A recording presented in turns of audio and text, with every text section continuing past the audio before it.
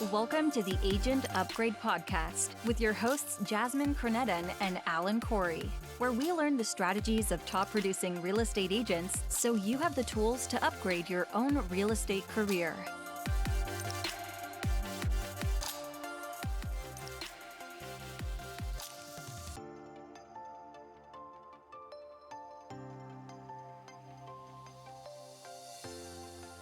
Hey, so we've got an amazing guest today for you guys. It's Timothy Cox with Timothy Cox & Co. Realtors, and we dive into some really cool stuff. He has a very unique branding, and he talks about bringing love and acceptance and empathy to all of his transactions. And I really enjoyed just learning a little bit about like the psychology part and the connection and with his clients. That was really a deep dive into some just how to go about creating connection with your clients for life. I agree. Timothy, they always say that real estate agents are part counselor, right? Whether it's a marriage counselor or just, negotiation, you're counseling on both sides. Timothy is the most soothing voice. He's so calming, just his presence, his energy. You just feel like, you just want to give him a hug. And so I understand why, that sort of mindset, it really sort of, like a yogi almost, really sets the stage for his success. And, it makes deals happen, so buyers and sellers don't get freaked out. Yeah. And Timothy's the king of that. And he's experienced too. He recently grew a team and he shares his insights, wonderful, insights on when to recognize that you as an agent should form a team and add that first team member, which is a big leap for real estate agents. And he really has a crystal clear method for doing that, as well as, if you're a new agent, what you should spend your first $2,000 on in terms of marketing and branding, because he's got top-notch marketing and branding. And he's just, such insightful person. So wonderful show today. And I think you'll be really excited to hear what Timothy Cox has to say.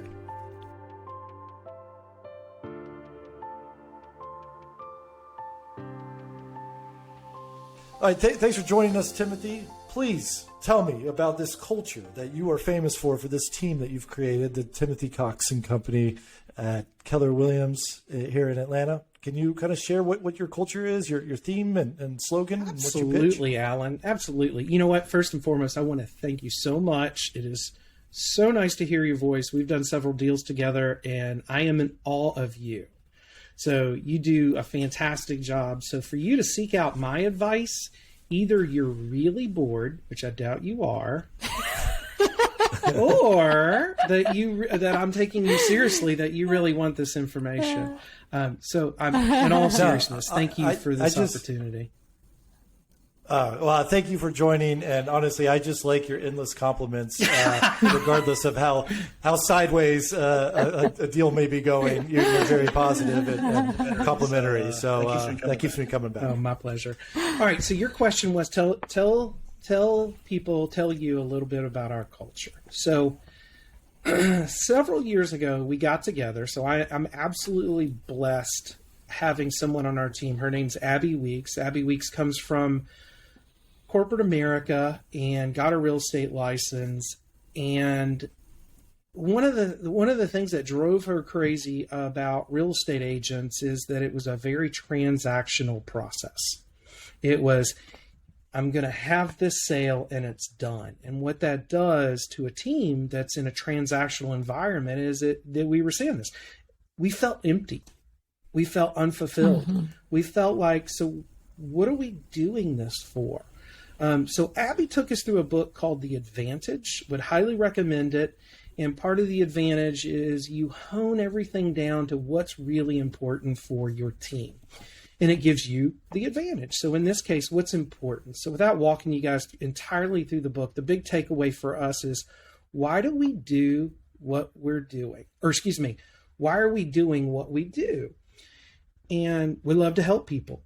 And you guys probably remember way back in real estate school when maybe there were some icebreakers that were done. And, certain people probably said, yeah, I got into real estate because I love houses.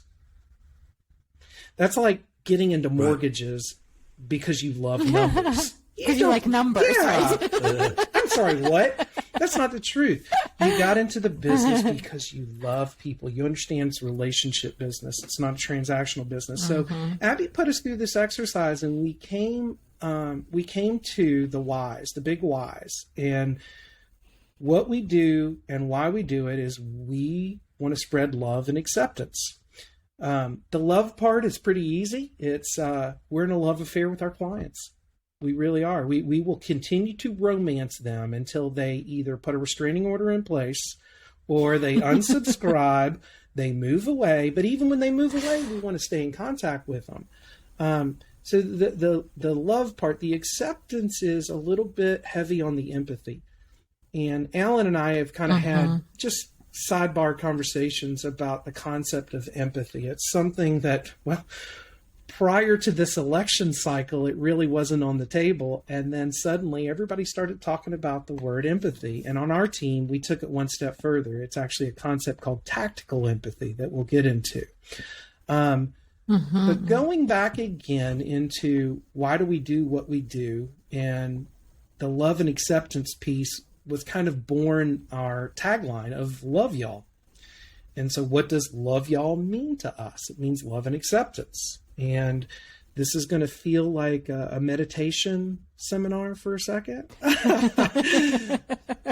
already feeling relaxed. But you know what? At the end of the day, not at the end of the transaction, I mean, we can honestly look at our clients and go, man, we cannot wait to spend more time with you. And we can only hope they feel the same. How do we do it? It's not a checklist. It's just realizing that we have done life with these people. So the acceptance piece of our culture, you know, when we go into empathy, and again, the concept is tactical empathy, is really being able to do life with people. Empathy has a lot of different facets to it. You know, first and foremost, you kind of got to imagine that you're in the other party's situation. And, you know, we've all heard it. Our grandparents said it, you know, you don't know until you walked a mile in their shoes. It is so much more than that. When you're in a client relation and you're leading a real estate team or any business for that matter, you really are behind these people. That you're leading them, but you're walking behind them. It's the same thing for clients. Is they're looking for your guidance, but they need to know that you have their needs first and foremost. You're doing life with them. You know, another. So how do you do that? How do you make them feel like you have their needs first? Listening, Alan. Listening. Listening. Yeah. So tactical empathy, at the core of it is obviously understanding people, where they are in their feelings, and that they're heard. And we're you know, nobody would be in business right now unless they did a really good job of intake and listening to a client's needs. But you've got to go one step further. And the same thing if you were intaking an agent on your team. You know, they're your client as well. And the empathy part is about, you know, what are their real needs? What are their core beliefs? What does success look like for them? And I doubt very seriously if one of those successes with a client was, oh my gosh, I want a 3-bedroom, 2-bath in the Renfro school district. Sure, that's what the goalpost looks like, but what do they really want? And my guess is if you keep drilling in and listening and asking the questions, empathetic to their needs, it's about neighbors, it's about connection, it's about being in a community that they have the ability to give back. They have a desire to make a difference. And if you guys have ever gone through the process of figuring out who your client really is, that's a wonderful exercise, but those are the people that you've already helped. It means nothing for the people that you're about ready to help. So to answer your question real directly, is how do you teach that empathy? What does that look like? It's listening and not being concerned of the people that you have helped and keeping your eyes open and your ears open and your mind open for the clients of the future. I mean, who would have thought this last year we would go through a pandemic?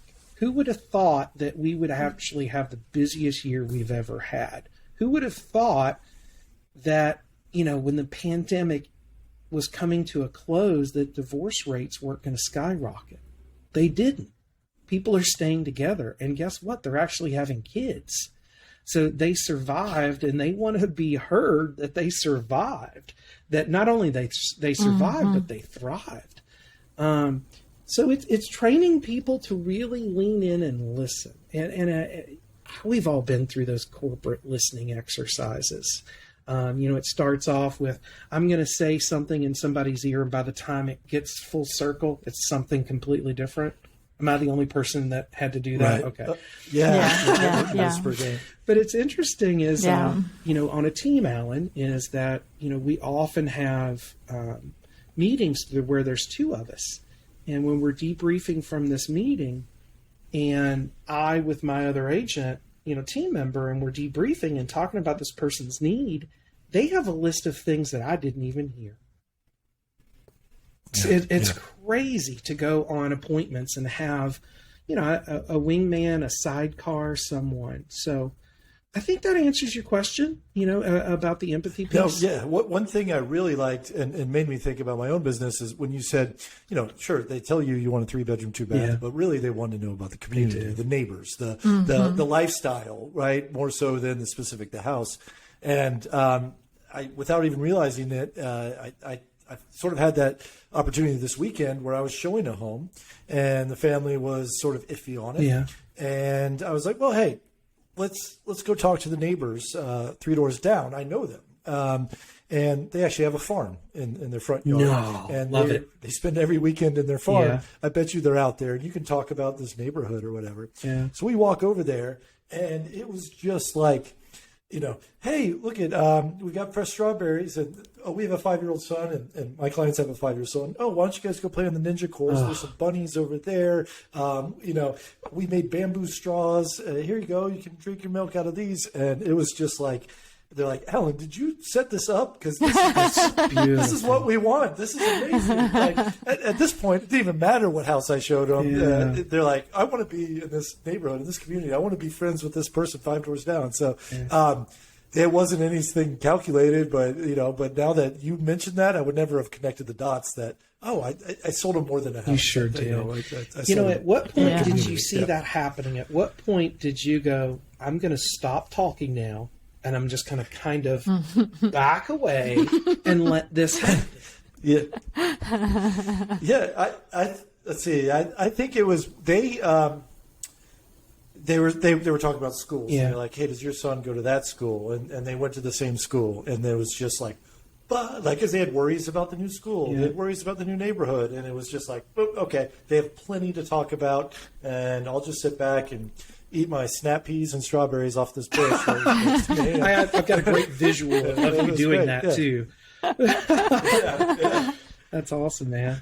Yeah. I love it. That's very cool. I have also found when I do my client consultations, like I have gotten into a habit now after the initial client consult, within my software, I'll actually do I'll record a quick video and send it back to them. Yes, we're looking at numbers, his mortgages, but I also have a video that just recaps that whole conversation. That's fantastic. And so I tell them, this is what I heard you say. We agreed that you were going to bring $25,000 to closing. This was most important. We're keeping your monthly payment at X. We're assuming A, B, C, D. And then, it's really fun to hear feedback from people saying that was really helpful because we went back and re-listened to that 2-minute video 8 times because we're first-time home buyers. We just couldn't, when you're so excited and there's so much going on. Oh, it's so much. You just don't remember stuff, yeah. But it's really an exercise in listening. Yeah. I think that is so important. We just want to give information because we're so excited and we know that this is a great school district or whatever. You could have told them whatever you wanted to say, Alan, but you were smart enough to just kind of back off and be like, let this strawberries and the peas. Jasmine, I would call that EQ.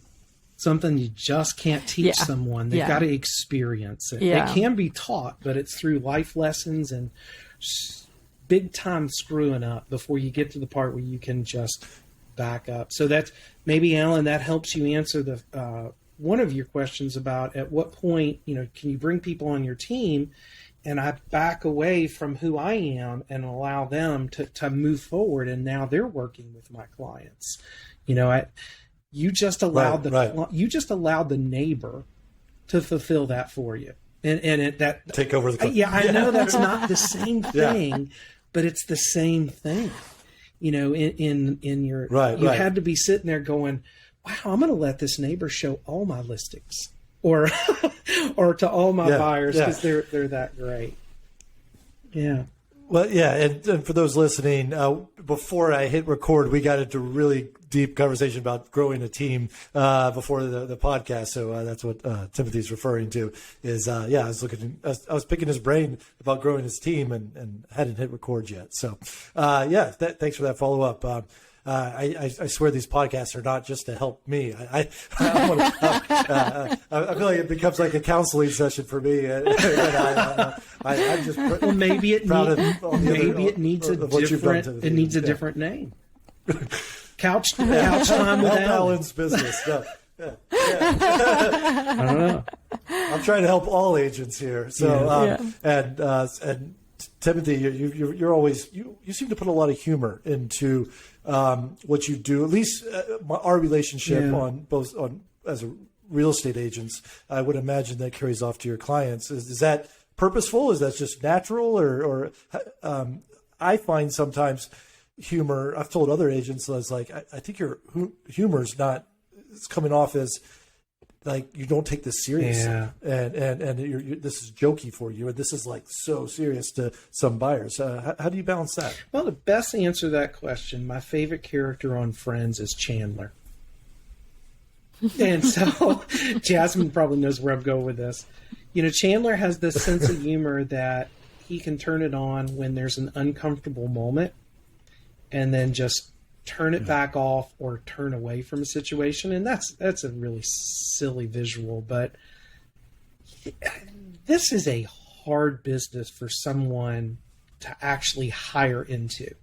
So we're real estate agents. We go through the steps daily. It's a grind. It is what it is. It is a job. It's a blast, but why shouldn't we have a good time doing it? We should also invite people in to have a good time with us. We still take it serious. And so by all means, at those critical moments, those almost confrontational conversations, humor is not something to be used. It's not story time. It's not joke telling time. But it is a great way to kind of break the tension. Like, hey, I know we're going to laugh about this one day. I don't know about you, but I'm not ready to laugh about it right now. And then everybody goes, yeah, that's the truth. Okay, well, let's recognize the fact that this is a conversation that real estate school didn't prepare us to have. But here we are, full price offer, paid you $30,000 more than what you guys were asking, and I have an amendment to address concerns with 10 items that are all unreasonable. Right. That's real funny, isn't it, Alan? He's talking about our deal? Yeah. That we did? Yeah. Oh, my gosh. Wow. Wow, you brought that home. No, I wasn't thinking about that at all. I really enjoy what I do, but I really enjoy who I do it with most of all. And my team brings that out of me. My mom brings that out of me. She's the ultimate optimist by simply saying, it can't get any worse than this, which is funny in itself. Right. So yeah, so I don't intentionally inject humor, but it's my Chandler moment of often kind of greasing the tracks, kind of helps with conversation. And probably all your listeners that are listening right now that know me are probably going, he's really not that funny. No, I don't know. Well, to me, I like working with you because it's like, hey, it's not all business. Yeah. It's not all serious. Like, because it's stressful for the buyers and sellers, but it can be stressful for the agents. And it's like, hey, I see where you're coming from. Let's get to the middle. But, I think that for me, like one of the things that I usually tend to think about is like, sometimes in the moment we'll kind of get like, it seems like critical, like it's really, really important. This $5,000, this way or that way, or whatever the transaction piece that we're dealing with. But I've also had to learn over the years to kind of soothe myself, calm myself down, right? And then so one of the questions that I'll always ask is like, 5 years from now, is there anything that I'm going to remember about this conversation? Yes or no? And that's how I'm gauging it. Like how spun out do I need to be? Like, am I really going to remember if this client paid $2,000 more or less in earnest money? Like, yes or no? If it's a no, then I know like I got to bring it down.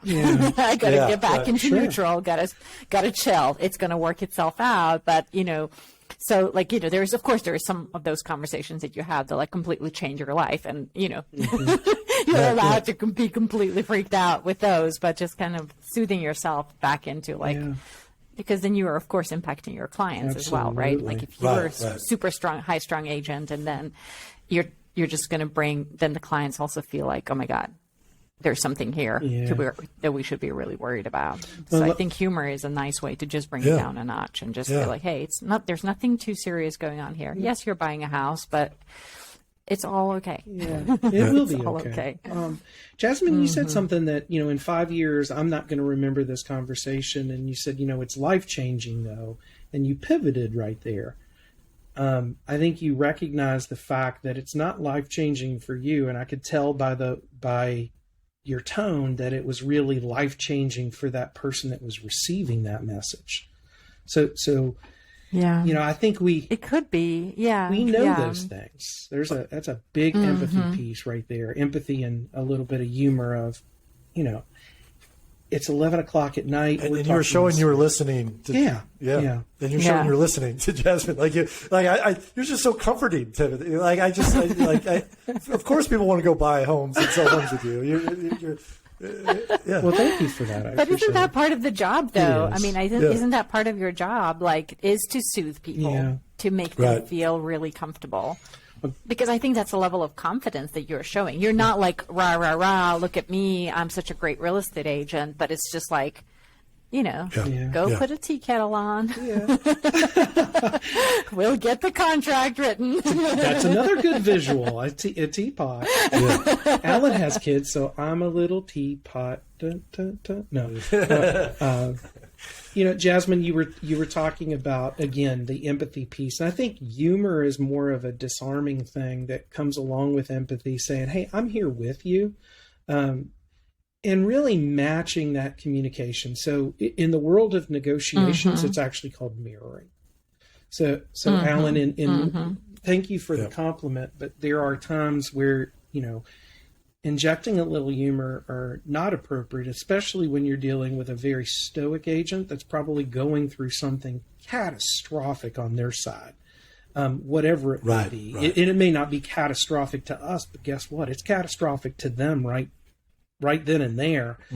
So you're obviously a very playful personality, so it's easy to, be serious about the business part, but then also go, okay, this is an enjoyable thing that we're doing, and it's important to our clients that they also know that we're enjoying ourselves, so they'll enjoy themselves, and this becomes a win-win type of transaction, and it doesn't feel so boardroom confrontational, because they get amped up pretty quick, don't they? Especially in this market. And one trick that I heard, like a teacher a long time ago, like speaking about just like, mirroring and matching, like even like using this visual of like when you get into a situation where maybe it's a negotiation or a confrontation, like mentally, literally like seeing yourself laying on the floor, kind of like mentally kind of totally being disarming, like, you know what I mean? Like just de-escalating the situation, literally like visualizing yourself laying under the desk and this person is yelling at you over the top of the desk and there's a confrontation. Meanwhile, you're just like, I'm just like, no, I'm not going to escalate this confrontation. I'm just going to just chill. Yeah. And for me, that's really helpful when I have a client that's like super tense. Just in my head, I'm just like, for me, that's just like, okay, I'm on the floor. So that is fantastic. I'm not going to I'm not going to make it worse. I'm not going to bring it on. I'm not going to come back at you and think of a super counter argument to make it, to come across smarter or funnier or whatever, or one up you. Just like, no, dude, I'm on the floor. Like, I will not. No. Jasmine, not only is that an effective tool, it almost sounds like a Saturday Night Live skit at the same time. I don't know why, but I would love to do that. That would be awesome. Yeah. It's like planking. Like, remember planking? So you're just laying out on the floor. Oh yeah, It's all out. I love it. Yeah. I love it. So maybe switch gears a bit, Timothy. What are some of your favorite lead generation sort of activities? The number one, Alan, for me has been and will continue to be just the phone. We try to keep a really good routine where we're reaching out 10, 15 people per week, per agent, per team member, and just saying hi. You mentioned, I don't know if this was part of the recording, but you had mentioned some of the podcasts or the quotable I had said a minute ago about being Tom Ferry or possibly Tom Ferry. Tom Ferry actually has a great podcast, and one that was very relevant was calling your previous clients or your sphere and asking them a very simple question. So before the question was the problem. The problem is we're all agents. You're a mortgage originator. The problem is there's no inventory. So how do you solve that problem besides getting on Facebook and biatching about it? It doesn't serve any purpose. So that was the problem he's posing. And the solution was this. He said, what if you get on the phone and you just call your clients after the small talk and you ask a simple question? What's COVID taught you about your home? Oh, I love that. Open floor plans suck. Oh, bingo. Oh my gosh, that's a really good one. Yeah. What's that open floor plan taught you? How do you like it now? How do you like it now? So lead generating has been the phone, Alan. It has been so good for us. Unfortunately, I am blessed with people that love to engage in conversation. And so, it's not cold calling, it's relation building, and it's checking on people. And it was critical for our own sanity as we were in the throes of the pandemic, not knowing what was next and checking on people. It was almost like a moment of gratitude, flip it around a little bit. By checking on people, we were almost checking on ourselves. We're kind of in this together. So lead generation for us has been and will continue to be the old-fashioned phone. Now, we marry that with, Jasmine, you had mentioned video. We use a tool called BombBomb. And after a great phone call, we'll set it up, maybe a 15-second video that just kind of says, hey, it was great talking to you. It's almost like a PS. P.S. It was great talking to you.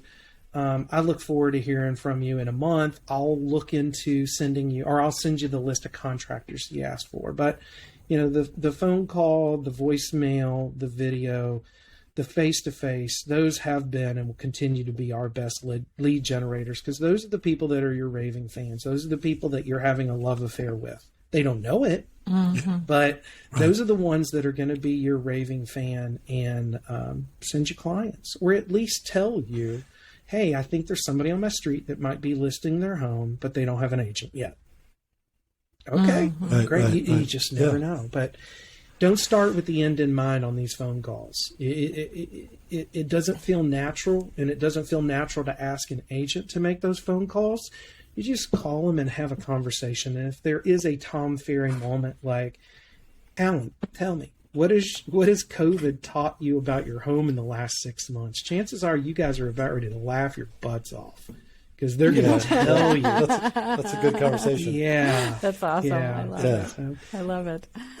I think that Yeah, go ahead, Alan. No, Sorry. go, Jasmine. Yeah. No, just speaking of like just, one of the things that I have kind of come to realize is that, even like with COVID and like I remember like there was a conversation that Alan and I had back like, in March of 2020 where we were like, are we ever going to close another deal? Is everything going to stop? Are we going to be able to do this or not? And then, the beginning of this year when the multiple offers here in our area just like took off. I mean, I've been hearing of my friends out west talking about like 100 over asking, 200 over asking for a couple of years, but then it hit home here.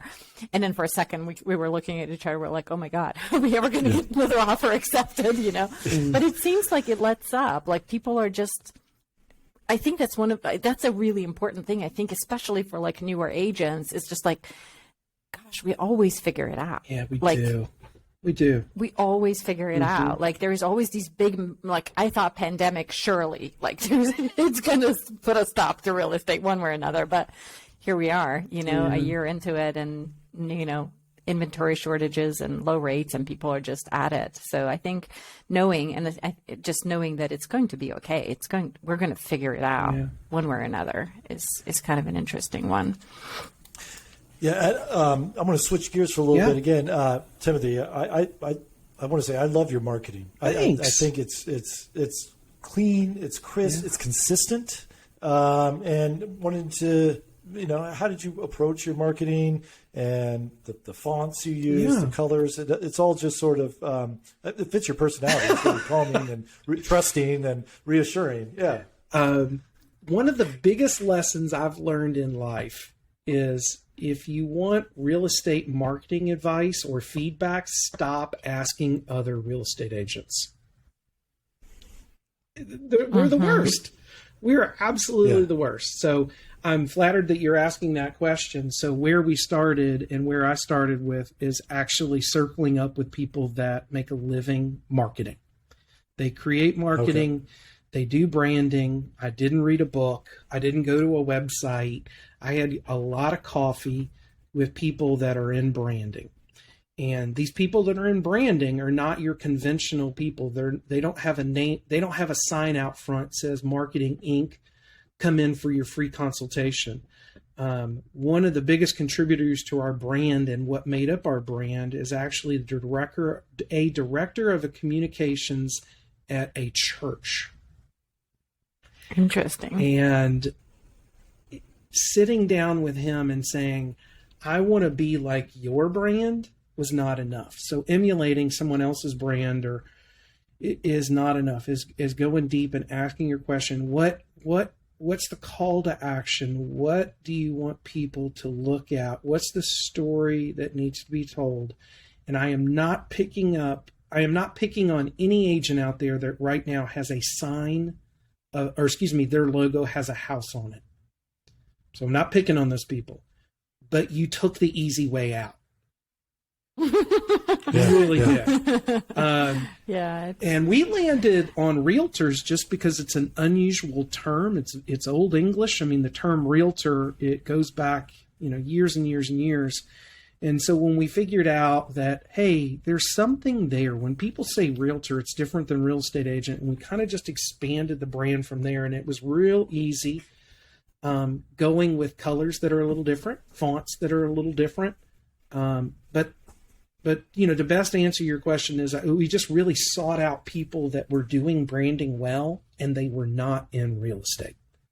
And we were afraid to take some risks. A long time ago, Alan, my sign was a bungalow with the letter A. And I look back and I go, wow, I really put a lot of work into that, didn't I? Like it was, here it is. It's right there.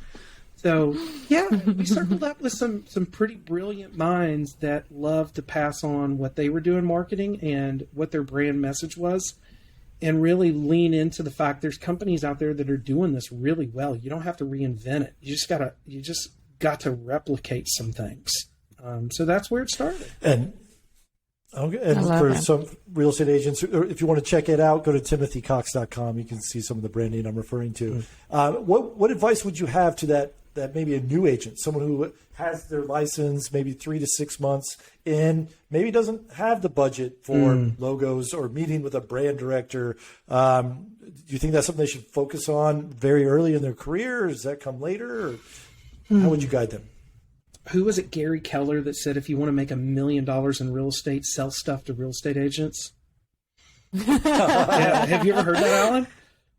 Yeah, that's a real quote. I want to say he said it at a family reunion at a company conference, and you could have heard a pin drop because everybody knew it was true. So as a new agent, I would recommend that you take that first $2,000 and you go out and get someone to design your logo without your input, because the conversation usually goes like this. Well, I want my logo to do all these things.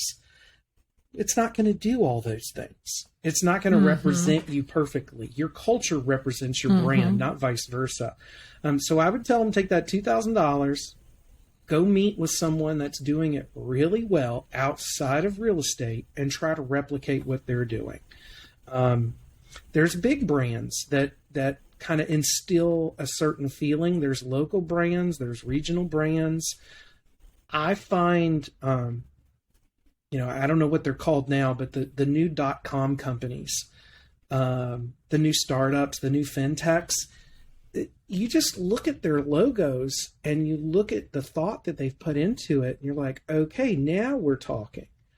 But if you lean into your peers and go, how am I going to fit a house into my name? Yeah, you've already lost. Yeah. Let somebody else do that. Yeah. So my advice would be, stop what you're doing, lean out into your sphere, find somebody that's either in marketing or some type of communications in other businesses, and just sit down with them and say, what would you want? Like if you were walking into an open house, what does branding look like for you? What would you want to see? What is somebody doing out there in the marketplace that you're really drawn to? And they're going to go, that Alan Corey guy, oh my gosh. I mean, that marketing right there. I mean, I know he's an agent just by seeing these things. So that new agent needs to turn away from asking his peers and ask his sphere and find out what they have to say in the matter. It's the best focus group, the best board of directors that you could possibly ask for. And it's free. Most of the time, most people will tell you. Well, and what I find is, having those conversations with your sphere, that they want to help you. They want to see you succeed. Yeah. And they're almost more of your fan after that, because you're like, wow, thanks for getting my opinion and soliciting. I'm honored that you would ask me, and good luck with your career. And I think that's they great. Want to be a part of your success. One thing that I would.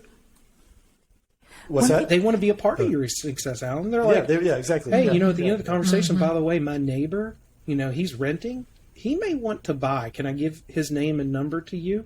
Like those things happen organically, but they happen through conversation. And so ask people that are doing it well. Not only will they give you advice, but they'll also try to advance you another step. You were saying, Jasmine? I think like just another thing that I have noticed is, simply because I see a lot of real estate agents and I worked with them over a long period of time, is just having your own domain.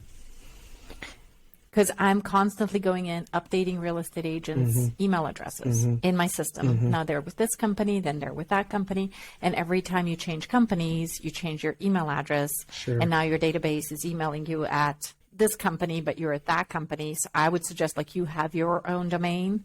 Yeah. I love that. Have your own domain, and you're always Alan at, I mean? Or it's your own domain, no matter who you, is it's KW, EXP, I don't care who you're working for.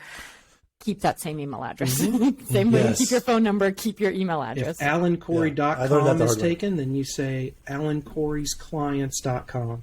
You just keep adding to it until you get to it. And then suddenly you got it.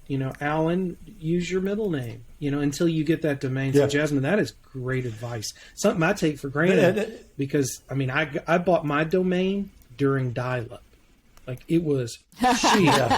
And so that's a great advice. You have a pretty good one. Yeah. That's great advice for a new agent, though. Don't put too much thought into it. Get your own domain.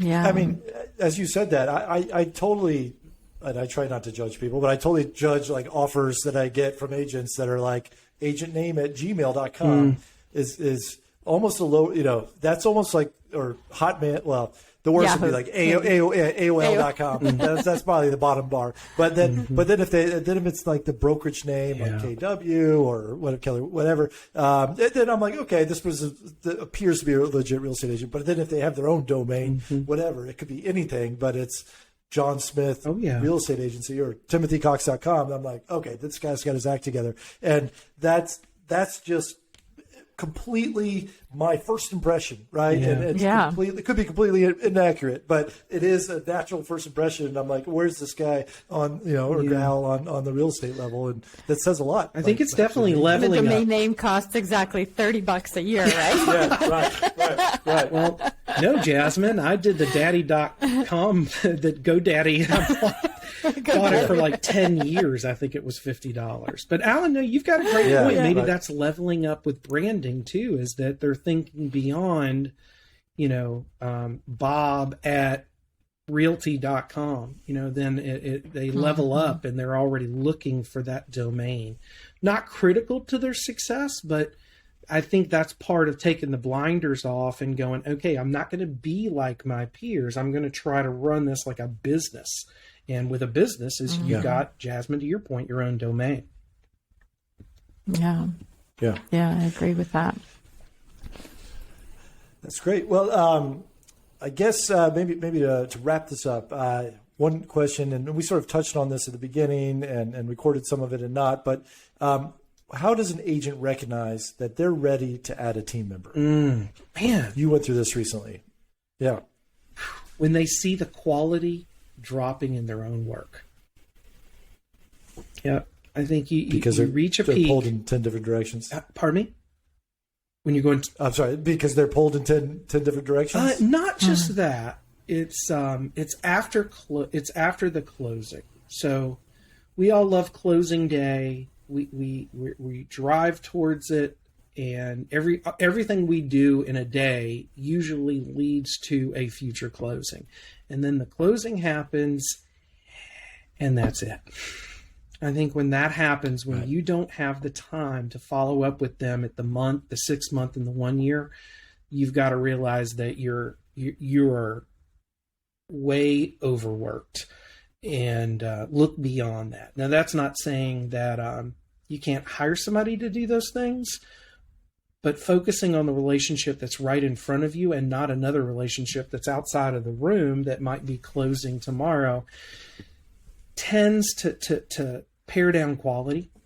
And suddenly you're not doing life with them. It becomes a transaction. So if you feel that, it's not necessarily a life work balance, but I think, for somebody like you, Alan, that when you feel that nudge of, okay, wow, that wasn't my best work. Yeah. Or I really want to see them more, but how am I going to do it? When you start feeling like that, that's when you've got to go, time to add a team member. And Jasmine, that's what he and I were talking about, is all these KPIs, all these surveys, all the DIS. These things are great for first level screening. But at the end of the day, you got to hire somebody that is just passionate about your brand and what you're doing. And sometimes it's a lot easier when when you've already identified those people, and they may not want to work for you yet, but they may one day. Sometimes you have to approach them before they approach you. And I think that's one of the hard parts about being a team lead and growing your team, is that you, in your mind, you're not really doing this, but you're putting a help wanted message out to the universe, and you're getting exactly that. People that probably couldn't do it on their own. No, that's not fair. You're getting people that just that read a book that says they need to be on a team, or they read an article, or they sat in a seminar, when really you're looking for someone that you go, wow, I like the way this person does business. I may have more to learn from them than they have to learn from me. That's the right person to bring on board. and then just surrender your culture to them because they're going to contribute to it. But when you get that nagging feeling in the back of your mind, like, hey, that wasn't my best work, and it goes from just a once in a while to maybe a couple days in a row, that's when you know you've got to hire a team member. Just keep in mind, you're not really hiring them. You're just inviting them in. It's up to them if it's going to work out or not. But invite them in and disconnect from the hiring process. For me, I feel like I have had a metrics based feel to when I need to add people to my team. And so it might be slightly different, but for me, it's been like for every 5 transactions, I need another person on my team. Wow. Yeah. And it seems to be it's a real like, number. For me, it seems to work like click work. It really clicks in. And every time, and I always hire. So let's say when I was at 15 transactions a month, I hired my next person to take me to 20. Oh, wow. And the next person. So now we have 8 people on the team. We're closing 40 transactions. And, and then when I'm ready to go to 45, we'll hire another person. So for me, it's about 5 transactions. I think you guys have a more work per transaction. Okay. So for a real estate agent, that might be like 4 Okay. transactions, or you might be losing your mind at 3 transactions. I don't know, but yeah. Oh, I like that because I've always looked at it as like GCIs and be like, how much money did I make? Oh, I need to get an assistant. Let's grow it. But it's the same amount of work whether I'm doing $1 million home or $100,000 home, right? So it's really there should be a number of transactions. I love that. Because. I feel like however many transactions you feel that you on your own can comfortably cover start to finish. And then, so for me, like when I was just me, myself, and I was processing, answering the phones, copying, faxing, it was 5 deals a month. I was maxing out. 5 deals a month, I was losing my mind, right? That was it. So I don't know what that would translate to on the real estate side of things. Well, I think that the myth is when you feel overworked and overstretched, that's the time to hire. And I'm going to speak for Alan on this one. If I know for him, if he brought somebody on board to not feel overstretched and not tired, he'd probably start a Netflix series or write another book or something, and that would make him tired. So if you're looking for the life-work balance, look, he's already working on a Netflix series. I could see it in his eyes. Right. As you were talking, Jasmine, I was in the moment, so please understand I was listening to you, but the one thing that jumped out in my head that I had kind of forgotten about is when I started realizing there were so many missed opportunities that suddenly was like, oh man, if I just had somebody on my team that could do this, and not hire to that, but realize this is an opportunity that they could pursue. So, in real estate, as the saying goes, when you get a new listing, you should expect to get a listing from that listing and pick up 2 buyer leads. That's what they say. Nice. I don't know whoever said that, and I don't know if it's like written on Stonehenge somewhere and everybody just keeps quoting it. But it seems to be true. But when you get busy, it's not true. Because you're not working the leads. There's that missed opportunity. Yeah. So, I retract the quality comment. I think that's still true, that when you start to see your quality of work slipping or you feel like it's not the quality of work, but I really think now it's more about the missed opportunity. When you have more of those missed opportunity moments, you may be way late on bringing a team member on, but there's still time now that you know. Right. Yeah. How do you go on vacation, Timothy, and keep your business flowing? Is that a team member, or were you able to work? Because I always have to bring my laptop and my phone and be available, and that's my goal. My metric is I need a team member so I can take a break. I can recharge my batteries, kind of thing. Absolutely wonderful. I mean, my wife is a self-described workaholic as well. And when we go on vacation, we take a weekend off. It's great having a team because there are people there to capitalize on those missed opportunities. And we're all going to have the occasional email. We're going to occasionally have the text while we're on vacation. That's fine. that probably doesn't really get to us nor our partners, when that happens, because they may be in the same situation. But what really drives you crazy when somebody calls and they want to see something, and there's that missed opportunity. You're in the Bahamas or in the mountains of Asheville, and you're on vacation. It's like, oh my gosh, I knew it. As soon as I go on vacation, I would get busy. And Right. we say that all the time is, if you want to get busy, it's real easy. Just take a vacation. You'll get crazy busy. Right. The phone rings off the hook. So being able to hand that off to leads it's life-changing. It really is. It's amazing. It's awesome. That's awesome. Yeah. Well, Timothy, this has been wonderful. You're always a pleasure to talk Thank you, to, Alan. whether it's just personally or professionally. And I feel guilty that I'm just sucking everything out of your brain, and I never provide anything back to you. But thanks for indulging me. You provide more than you know. And I'm going to read your book this weekend. So, awesome. Alan, can you tell the listeners on where they get their copy? Well, sure. And then you can buy House Fire, which stands for Financial Independence and Retire Early, which is my book about real estate investing. And we talk about often on this podcast, multiple income streams makes for a great real estate agent. So you don't have the pressure of getting the closing and closing. So it works for real estate agents that way. But this podcast is about you, Timothy. Yeah, so please thanks. let us know how people can reach out to you and how they can contact you if they have questions or want to join your team. Or Yeah, learn absolutely. anything that, Thanks for you got asking. going on. Well, don't call me on Tuesday, because Tuesdays are devoted to coaching calls with my team.